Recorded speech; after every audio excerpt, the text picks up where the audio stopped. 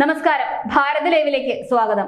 കൊല്ലത്ത് പീരങ്കി മൈതാനത്ത് ഇടതുമുന്നണിയുടെ ഭരണഘടനാ സംരക്ഷണ സമിതി സംഘടിപ്പിച്ച പൗരത്വ സംരക്ഷണ സദസ്സിൽ മുഖ്യമന്ത്രിയുടെ ഉദ്ഘാടന പ്രസംഗം കേൾക്കാൻ മാത്രം ആളുകളെ എത്തിച്ചുവെന്ന് പരാതി. മുഖ്യമന്ത്രിയുടെ 1 മണിക്കൂർ നീണ്ടുനിന്ന പ്രസംഗം കഴിഞ്ഞയുടൻ ആളുകൾ വേദി വിട്ട് പുറത്തു പോവുകയായിരുന്നു. ഉദ്ഘാടന പ്രസംഗം കഴിഞ്ഞ ഉടനെ സദസ്സ് കാലിയായത് വിവാദത്തിലായിരിക്കുകയാണ്. സംഘടനാപരമായ വീഴ്ചയായി ഇതിനെ കണ്ട് CPM പരിശോധനകൾ നടത്തുമെന്നാണ് പറയുന്നത്.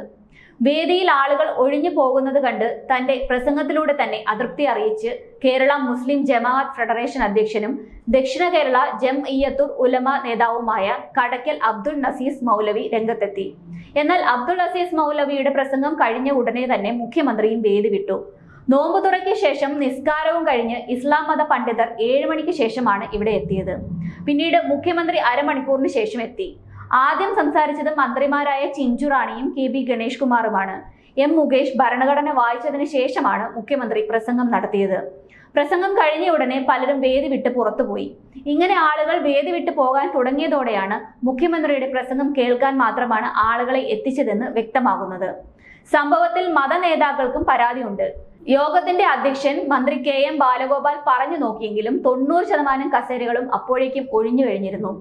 തനിക്കുണ്ടായ അതൃപ്തി മറച്ചുവെക്കാതെ കടയ്ക്കൽ അബ്ദുൾ അസീസ് മൗലവി വിമർശിച്ചിട്ടും ഫലമുണ്ടായില്ല. മുഖ്യമന്ത്രിക്ക് ശേഷം പ്രസംഗിച്ച മതപണ്ഡിതൻ ചുരുങ്ങിയ സമയത്ത് പ്രസംഗം നിർത്തുകയും ചെയ്തു. കേന്ദ്ര സർക്കാരിന്റെ നടപടികൾക്കെതിരെ രൂക്ഷ വിമർശനമാണ് മുഖ്യമന്ത്രി പിണറായി വിജയൻ യോഗത്തിൽ ചർച്ച ചെയ്തത്.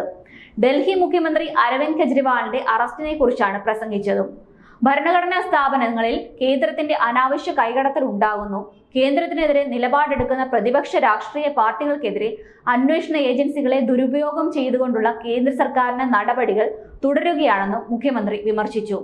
രാജ്യം കണ്ട ഏറ്റവും വലിയ അഴിമതിയാണ് ഇലക്ട്രൽ ബോണ്ട് എന്നും കമ്മ്യൂണിസ്റ്റ് പാർട്ടികൾ മാത്രമാണ് ഇലക്ട്രൽ ബോണ്ട് വേണ്ടെന്ന് പറഞ്ഞതെന്നും മുഖ്യമന്ത്രി പറഞ്ഞു.